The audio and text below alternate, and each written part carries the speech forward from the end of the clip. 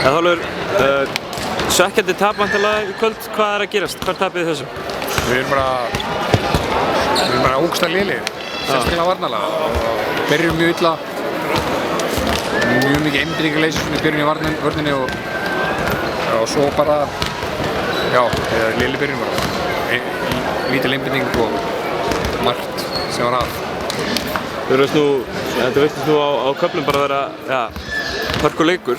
Fannst þér dómararnir valda verkið sínu í dag? Ég sinni skeitt á bitann í restina þegar hann héldu ætluðum að brjóta, við áttum að brjóta en svo átti hann ekkert að, svo stóð ég bara boltann í fótinn á hann út af og hann flautaði bara villu og það verður við 2 stöðum undir og hann var 2 vítasettur hérna 2, þetta er hjúts dómur, þetta er fáránlegt en kannski sást líka þegar þau eru að koma tilbaka?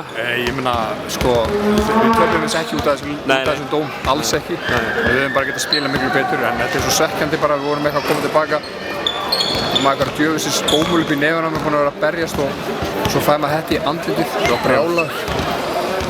Herru, takk.